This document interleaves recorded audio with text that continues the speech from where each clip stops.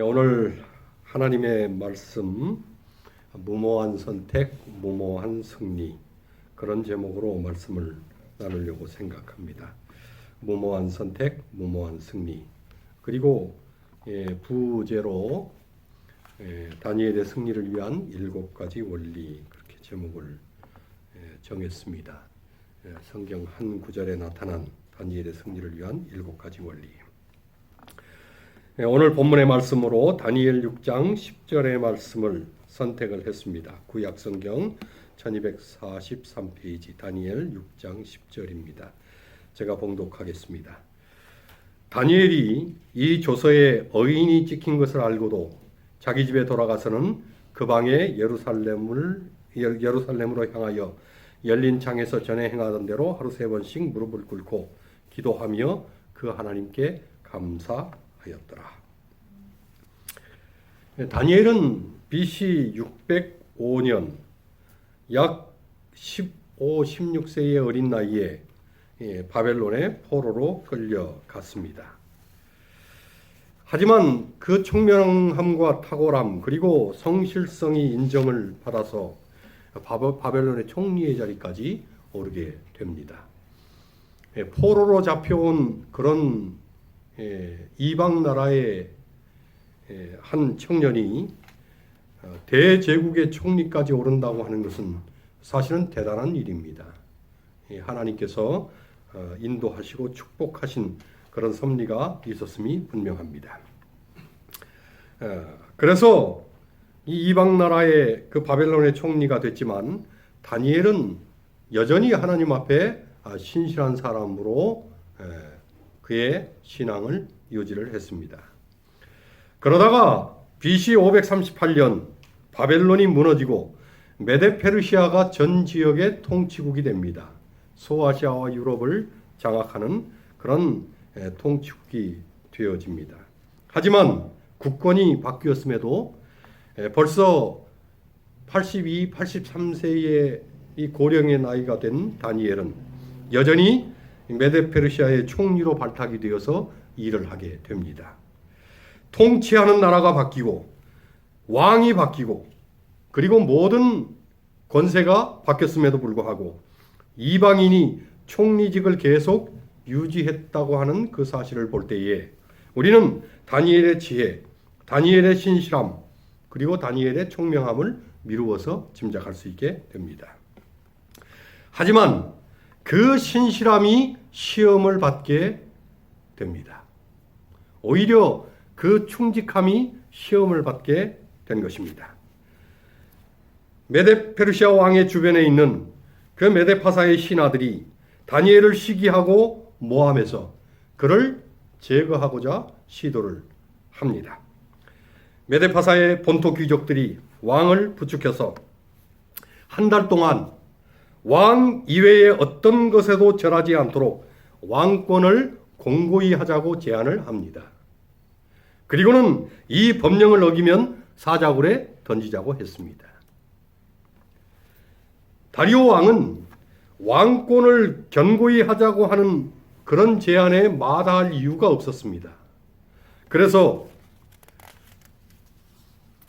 그 제안을 받아들이고 30일 동안 누구든지 왕 외에 어느 신에게나 사람에게 무엇을 구하면 사자굴에 던져 넣겠다고 하는 그 조서에 어인을 찍고 금령을 반포를 합니다. 다니엘은 자신이 하나님을 신실하게 섬기는 것을 알고 그 신앙의 딴지를 걸어서 자기를 올가매려고 하는 방백들의 방책과 술수를 알았습니다. 수석 총리였기 때문에 그 왕궁에서 일어나는 그 일에 대해서 다니엘이 모를 리가 없는 것입니다. 그리고 그는 메데페르시아에 자기를 시기하는 그 신하들이 완벽하게 파놓은 함정과 음모에 자신이 제대로 걸려들었다고 하는 사실을 인지를 했습니다. 하지만 이런 술책에 대해서 다니엘은 기가 막힌 대응을 합니다. 사실 대응이라고 하기보다는 7가지 아주 무모한 선택을 하는 것입니다. 하지만 그 무모한 7가지 선택이 승리를 위한 7가지 원리가 됩니다. 저는 다니엘의 이 무모한 선택, 이것이 어쩌면 우리가 바라보아야 할 우리의 신앙의 한 모습임을 인식합니다. 우리 역시 살면서 여러 가지 어려움과 시련들을 만납니다. 사단 마귀가 다니엘을 넘어뜨리고 무너뜨리기 위해서 음모의 배후에 있었던 것처럼 우리도 때때로 제대로 걸려드는 듯한 그런 난관에 봉착을 합니다. 감당치 못할 장애물을 만나고 넘지 못할 철벽 같은 문제들에 부딪히는 것입니다. 하지만 꽉 막힌 듯한 그런 상황 속에서도 길이 있다고 하는 것을 다니엘은 우리에게 똑똑하게 보여줍니다. 다 막힌 듯 하지만 하나님께서 길을 가지고 계신다는 것입니다. 오늘 우리는 다니엘의 이 7가지 무모한 선택과 대응에서 있을 수 없는 무모한 승리를 보게 되고 무모한 신앙에 대해서 무모하게 응답하는 하나님을 보게 될 것입니다. 일단 우리는 다니엘이 무모하게 선택한 승리의 원리 7가지를 좀 생각해 보기를 원합니다. 첫째로 다니엘의 첫 번째 승리의 원리는 죽을 줄 알았다는 것입니다. 이게 무슨 승리의 원리가 될까? 그런데 이것이 아주 중요한 승리의 요인이 됩니다. 다니엘은 조서에 어인이 찍힌 것을 알았습니다. 그래서 조서에 나온 대로 시행하지 않으면 죽게 될 것을 알고 있었습니다. 하지만 다니엘은 움츠러들지도 않고 겁을 집어먹지도 않았습니다. 어떻게 그럴 수 있었을까? 영감에 그린 이 선지자 왕 542페이지의 기록에는 이런 기록이 있습니다. 그는 자신의 행동을 감추려고 노력하지 아니하였다. 그는 그가 하나님께 충성하는 결과가 어떻게 될지를 잘 알고 있으면서도 동요하지 아니하였다. 그를 멸하려고 음모를 꾸미고 있는 자들 앞에서 그는 하늘과 자기의 관계가 단절된 것처럼 보이는 것조차도 허락하지 아니하였다. 왕도 그의 금령도 그를 만왕의 왕에 대한 충성의 길에서 벗어나게 할 수는 없었다. 이와 같이 선지자는 담대하면서도 침착하고 겸손하게 어떠한 세상의 권력도 하나님과 사람 사이에 개입할 권리가 없다는 사실을 선언하였다. 다니엘은 어떻게 될지를 알았다는 것입니다. 하지만 그 결과보다는 하나님과 사람 사이에 어떤 결과도 개입할 권리가 없다는 사실에 신앙의 무게를 두었다는 것입니다. 다니엘은 믿음의 중심이 분명한 사람이었습니다. 어떤 결과도 어떤 상황도 다니엘을 흔들 수 없었습니다. 다니엘은 도리어 담대하고 침착하였다는 것입니다. 사실 어떻게 될지 그 나중을 모르기 때문에 끝까지 해볼 수 있습니다. 그러나 아무리 해봐도 그 결과가 뻔한 것을 알면 하기가 쉽지 않습니다. 하기가 쉽지 않은 정도가 아니고 할 수가 없는 것입니다. 그 길로 가면 결과가 뻔한데 바보가 아닌 이상 할 수가 없는 것입니다. 그런데 다니엘은 알면서도 했다는 것입니다. 이 영감의 글에 의하면 주저하지도 않았고 동요하지도 않았다는 것입니다. 때때로 앞으로 어떤 일이 일어날 줄 미루어 짐작할 수 있지만 믿음으로 해야 할 때가 있습니다. 그것이 믿음의 길이라면 우리 역시 죽을 줄 알지만 할 수 있기를 바랍니다. 정말 그것이 믿음의 길이라면 어떻게 될지 뻔할지라도 믿음을 선택할 수 있게 되기를 간절히 바랍니다. 아멘. 믿음을 선택하면 하나님께서 죽을 줄 알지만 죽지 않게 하시는 것입니다. 아멘. 끝까지 하나님과 단절됨 없이 충성을 다하는 것, 그것이 그 어떤 결과보다 중요하기 때문에 하나님과의 관계가 단절되는 것을 원하지 않는 그런 믿음과 신앙으로 우리의 길이 진행되기를 바랍니다. 둘째로 다니엘의 두 번째 승리의 원리는 예루살렘으로 향했다는 것입니다.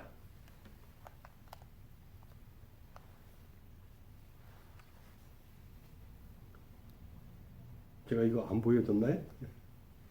예, 다니엘의 두 번째 승리의 원리는 예루살렘으로 향했다는 것입니다. 예루살렘은 하나님의 성소가 있는 곳입니다. 하나님의 성소에는 하나님의 임재가 나타났습니다. 그래서 온 이스라엘은 어디에 있든지 성소를 향하여 하나님을 구했습니다. 다니엘은 포로로 잡혀와서 거진 70년 가까이를 이방 땅에서 살았습니다. 하지만 그곳이 바벨론이든 메데페르시아든 그의 마음은 언제나 하나님을 향했습니다. 시편 42편 5절에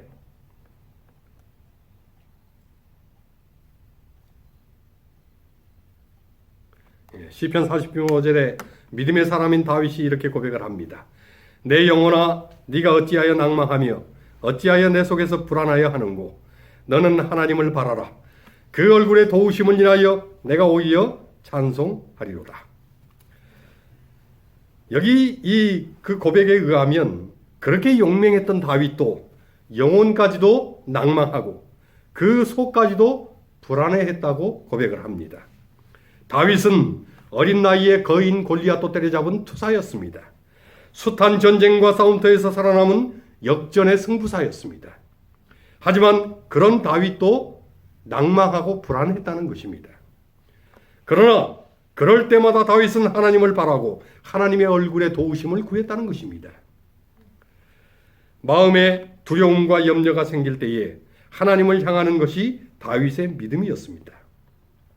여기 80이 넘은 다니엘도 어찌 두려움과 불안함이 없었겠습니까?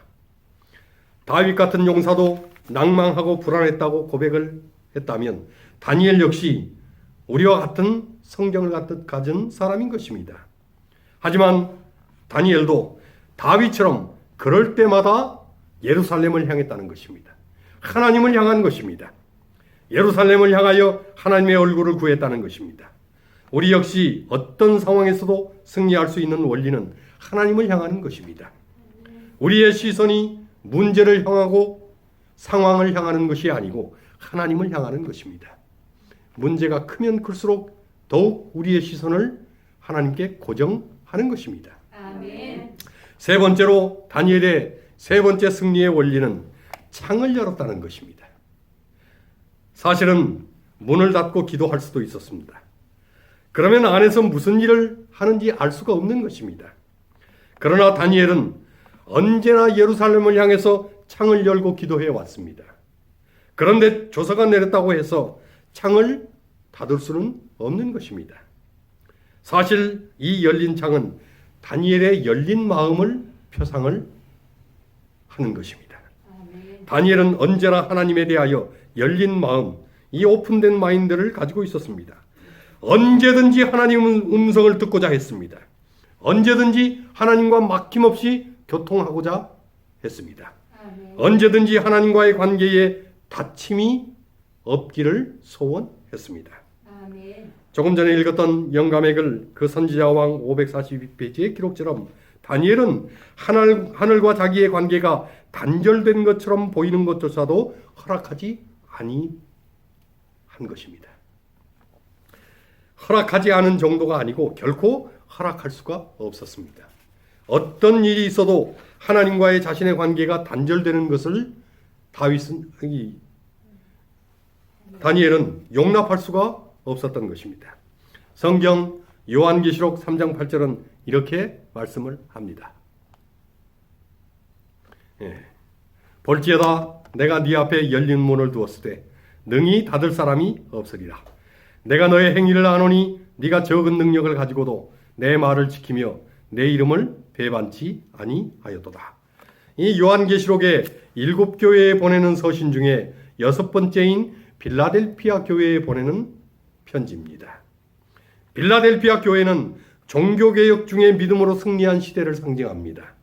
참으로 힘겹고 고통스러운 투쟁의 시대였습니다. 그런데 그 힘겹던 시기에 주님은 그들 앞에 열린 문을 두었다는 것입니다.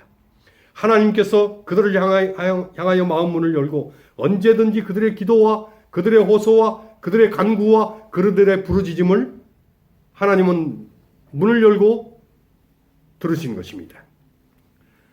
주님께서 문을 열어놓으시고 은혜와 능력과 용기와 위로를 그들에게 부어주신 것입니다.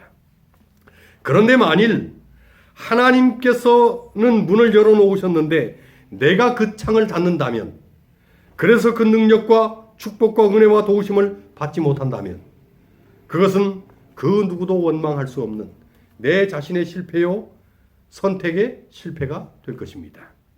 그러니 다니엘처럼 우리 역시 언제나 하나님을 향하여 마음을 열고 그 영혼의 창이 열려 있어야 하는 것입니다.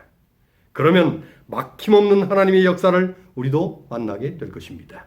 하나님을 향하여 항상 열린 마음을 유지하기를 간절히 바랍니다.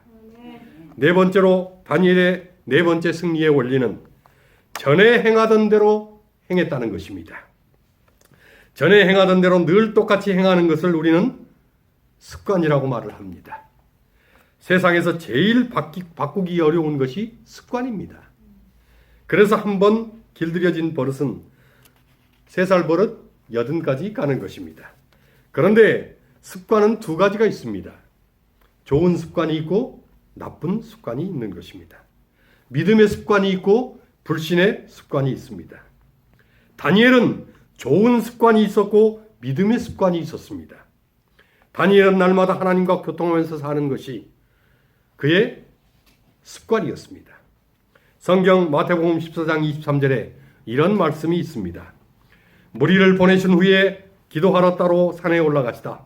저물매 거기 혼자 계시더니 예수님께서 오병이어의 기적으로 2만 명 가까이 되는 사람을 먹이셨습니다. 떡 5개와 물고기 2마리를 가지고 축사하시고 2만 명이 넘는 사람들에게 그것을 나누어 주셨습니다.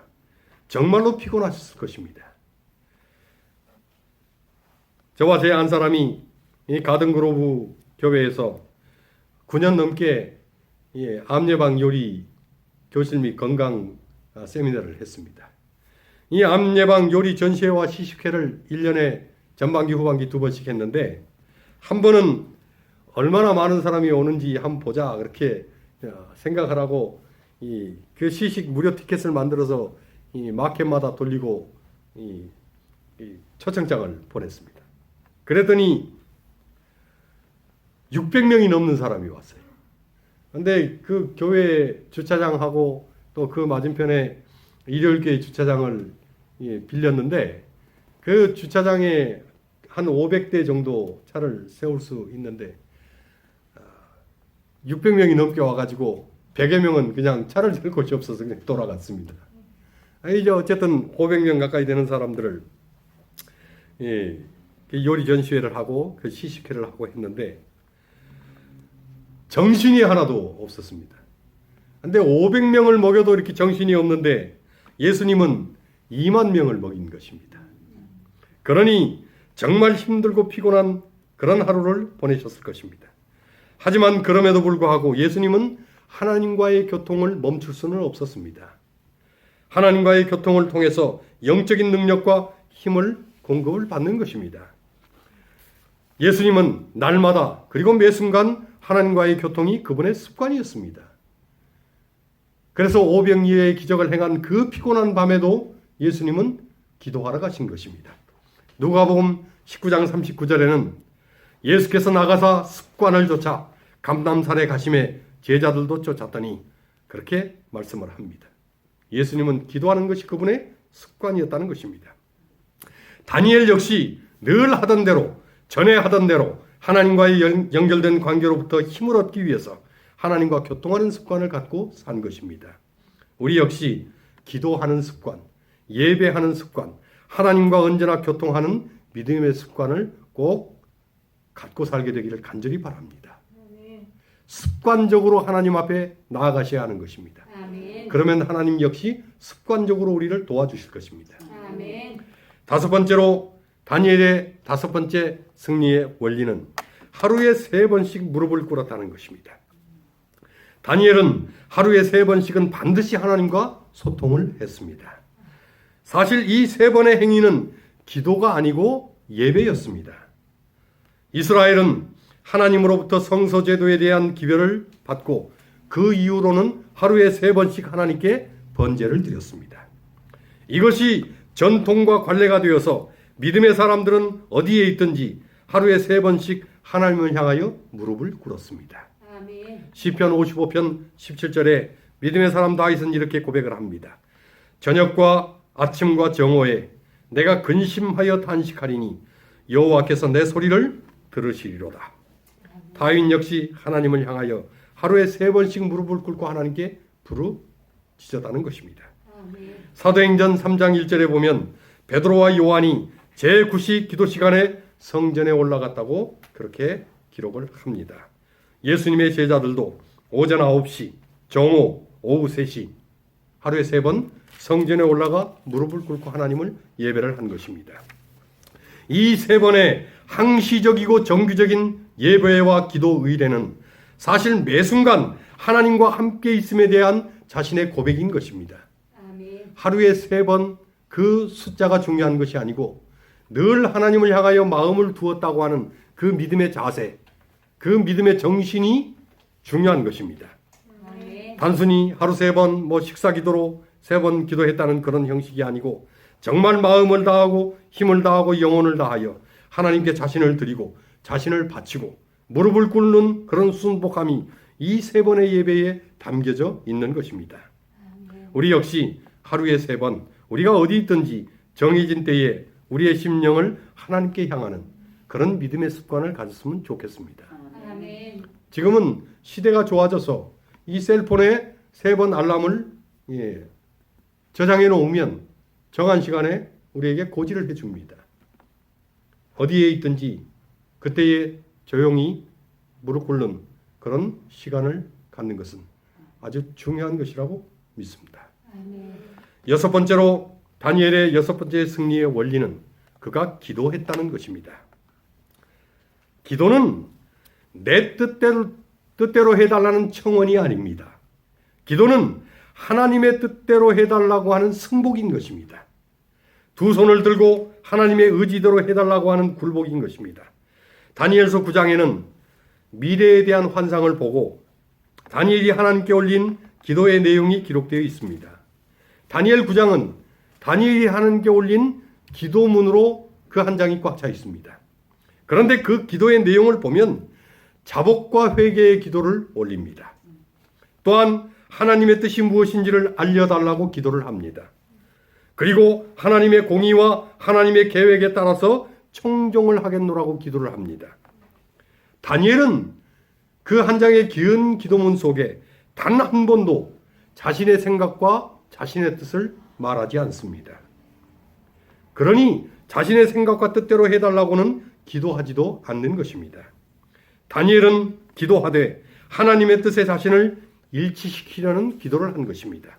아멘. 사실은 하나님이 알아서 해주시는 것이 가장 좋은 것임을 다니엘은 알고 있었습니다.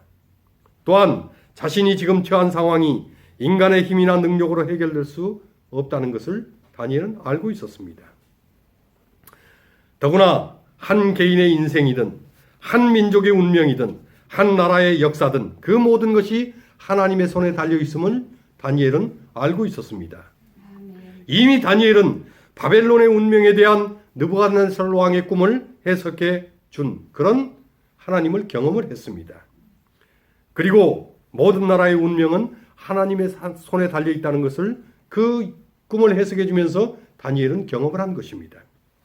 또한 이미 다니엘은 풀무불에서 자신의 세 친구들이 하나님의 손에 의해서 구원받는 경험을 했습니다.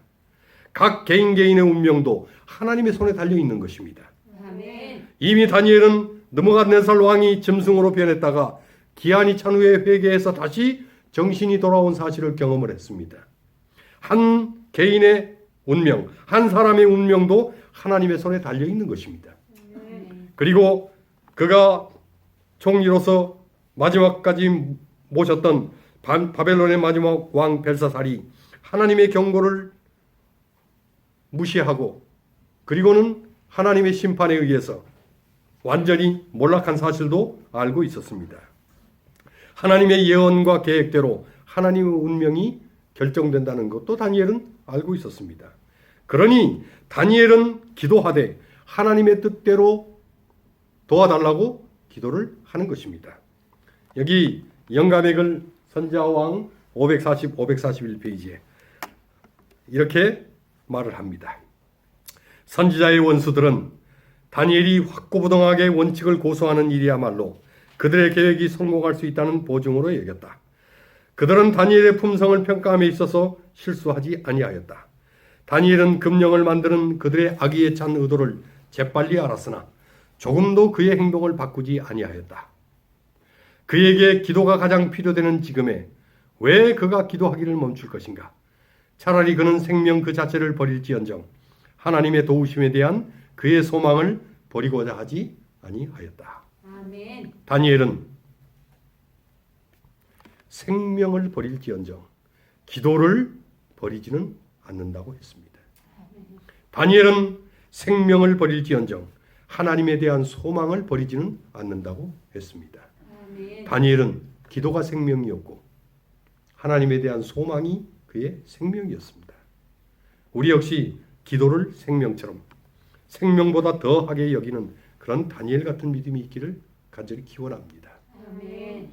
마지막 일곱째로 다니엘의 일곱 번째 승리의 원리는 감사했다는 것입니다. 이 다니엘 6장 10절 이 한 구절 속에 기록된 여러 단어들 중에 저는 이 마지막 단어가 마음에 사실은 걸립니다. 그가 하나님께 기도하는데 감사 기도를 올렸다는 것입니다. 지금 그가 처한 상황이 어떤 상황인지를 다니엘은 알고 있는 것입니다. 그런데 죽음을 목전에 둔 사람이 하나님께 감사 기도를 올렸다는 것입니다. 제가 제 스스로에게 질문을 해봅니다. 지금 다니엘이 처한 상황에 내가 처해 있다면 어떻게 했을까? 왜 나를 이런 시련 가운데 던지시느냐고 기도할지 모릅니다. 총리까지 되게 하셔놓고 이게 뭐냐고 기도할지 모릅니다. 내가 저들한테 무슨 잘못을 했다고 이러느냐고 기도할지 모릅니다. 원망할 수 있고 불평할 수 있습니다. 분노할 수 있고 항명할 수 있습니다. 그러나 다니엘은 이것은 모함이라고 항변하지 않았습니다. 나는 잘못이 없다고 정당함을 주장하지 않았습니다. 왜 하필 나냐고 분노하지 않았습니다. 내가 하나님께 얼마나 충성을 다했는데 나한테 왜 이러시느냐고 그렇게 항명하지 않았습니다. 도리어 다니엘은 감사했다는 것입니다. 아멘. 하나님께 진심으로 감사를 올렸습니다. 어떻게 그럴 수 있었을까? 하나님께서 이 모든 상황을 아시고 그렇게 되도록 허락하셨다면 그 뜻대로 하실 수 있다고 생각을 한 것입니다. 아멘. 이것이 하나님의 뜻이라면 그 길을 따를 수 있는 마음을 주시니 감사하다고 한 것입니다. 어쩌면 내가 모함하는 사람이 아니고 오히려 모함을 당하게 하시니 정말 감사하다고 했는지 모릅니다. 내가 누군가를 미워하는 게 아니고 차라리 미움을 받게 하시니 정말 감사하다고 했는지 모릅니다. 데살로니가전서 5장 18절은 이렇게 말씀합니다. 범사에 감사하라. 이는 그리스도 예수 안에서 너희를 향하신 하나님의 뜻이니라. 아멘. 좋은 일이 있을 때 하는 감사는 누구나 할 수 있습니다.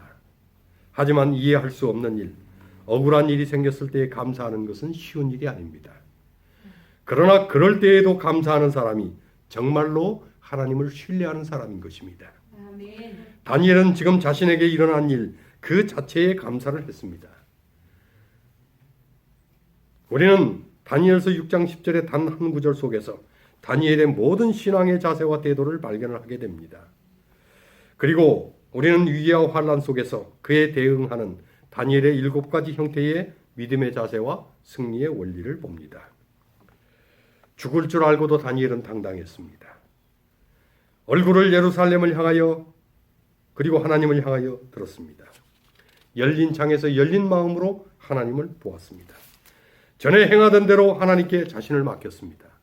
하루에 3번씩 무릎 꿇어 하나님께 자신을 드리는 헌신을 그치지 않았습니다. 하나님의 뜻대로 되어지기를 기도했습니다. 그리고 하나님께 감사를 올렸습니다. 사실 이러한 다니엘의 선택은 어쩌면 무모한 선택이었음이 분명합니다. 그렇게 하면 더 시기를 당하고, 그렇게 하면 더 상대방을 분노케 하고, 그렇게 하면 당연히 더 죽음의 그 사자굴에 던져질 것이 뻔한 것을 알면서도 다니엘은 무모한 선택을 계속 지향한 것입니다. 하지만 하나님은 이러한 무모한 선택을 무모한 승리로 이끌어내셨습니다. 무모하게 신앙하면 무모하게 응답하시는 것입니다. 우리는 이것을 기적이라고 말을 합니다. 무모한 선택에 무모한 응답으로 기적이 예비가 된 것입니다. 기적이 시행되고 기적이 베풀어졌습니다. 하나님의 도우심이 나타난 것입니다. 아멘. 저는 또 이런 상황을 보면서 그런 생각을 하게 됩니다. 사실은 하나님께서 초기에 신속하게 이 모든 상황을 뒤집어 엎으실 수 있으셨습니다. 다니엘이 처음부터 어려움 당하지 않도록 하나님께서 모든 일을 이 초장에 다 바꾸실 수 있으십니다. 충분히 그럴 수 있는 능력을 가지고 계신 것입니다. 아예 이런 모함 자체가 일어나지 않게 하실 수도 있으십니다. 하지만 법령이 집행되도록 놔두셨습니다. 결박되어 잡혀가도록까지도 놔두셨습니다. 결국 사자굴에 던지도록까지도 내버려 두셨습니다. 또한 사자굴에 던져지자마자 곧바로 건져내실 수도 있으시지만 하룻밤을 그냥 지나게 버려두셨습니다. 그리고는 굶주린 사자의 입을 봉하시고 만천하의 다니엘의 믿음과 그 믿음의 승리를 선포하게 하셨습니다. 끝까지 일이 진행되게 하시고 그 마지막 순간에 하나님께서 상황을 뒤집어 엎으신 것입니다. 나중에서야 모함인 줄 알게 된 메데페르시아의 다리오 왕이 사자굴 앞에서 옷깃 하나 건드림 없이 당당하게 살아나온 다니엘을 보고 이렇게 조서를 합니다. 다니엘서 6장 26절로 27절입니다. 내가 이제 조서를 내리노라. 내 나라 관할 아래 있는 사람들은 다 다니엘의 하나님 앞에 떨며 두려워할지니 그는 사실은 하나님이시요 영원히 변치 아니할 자시며 그 나라는 망하지 아니할 것이요 그 권세는 무궁할 것이며 그는 구원하시며 건져내기도 하시며 하늘에서든지 땅에서든지 이적과 기사를 행하시는 자로서 다니엘을 구원하여 사자의 입에서 벗어나게 하셨음이니라 하였더라. 다니엘이 해야 될 고백을 서서 대신 고백을 하는 것입니다. 아멘. 그리고 하나님께 영광을 돌리고 하나님을 찬양하는 것입니다. 아멘. 하나님을 간증하는 것입니다. 아멘. 자신이 경험한 하나님을 다니엘을 대신해서 이방 왕이 그 입으로 고백을 하는 것입니다. 아멘. 영감의 글 선지자 왕 545페이지의 기록으로 오늘 말씀을 마무리합니다. 다니엘이 구원받은 이야기에서 우리는 시련과 우울한 때에도 하나님의 자녀들은 그들의 장래가 희망으로 빛나고 저희가 처한 환경이 소원한 대로 되었을 때와 똑같아야 한다는 것을 배울 수 있다. 그 마음이 하나님을 의지하는 사람은 그의 최대의 시련의 때에도 하나님과 사람의 빛과 은총이 그에게 비추이던 번영의 때와 똑같을 것이다. 아멘. 믿음은 보이지 않는 세계에 도달하여 영원한 실체를 붙잡는다. 하나님께서는 당신의 충성스러운 백성의 이해관계를 당신의 것과 동일시하고 몸소 당신의 성도들의 고통에 동참하심으로 누구든지 당신의 택하신 사람들을 해하는 것은 곧 그리스도를 해하는 것이다. 하늘의 요구를 엄격하게 순종하면 영적 축복은 물론 현세적 축복도 받게 된다. 아멘. 시련과 우울한 때에도 하나님의 자녀들은 장래가 희망으로 빛나고 소원하던 대로 되었을 때와 똑같아야 하는 것을 배울 수 있다는 것입니다. 아멘. 그 마음이 하나님을 의지하는 사람은 최대의 시련의 때에도 번영의 때와 똑같이 하나님을 의지해야 한다는 것입니다. 아멘. 하나님은 하나님의 백성이 당하는 고통을 자신이 당하는 고통과 동일시한다는 것입니다. 우리가 하늘의 요구를 엄격하게 순종하면 영적인 축복은 물론하고 현세적 축복도 함께 받게 된다는 것입니다. 아멘. 영원한 축복, 그리고 이 땅에서의 축복, 그 모든 것을 하나님의 은혜 가운데 경험하기를 원한다면 엄격하게 순종하면 됩니다. 무모하게 순종하시면 됩니다. 아멘. 무모하게 믿음을 행사하면 하나님께서 무모하게 응답하시는 것입니다. 아멘. 우리는 세상 역사의 마지막 때를 살고 있습니다. 점점 더 사는 게 힘들어지고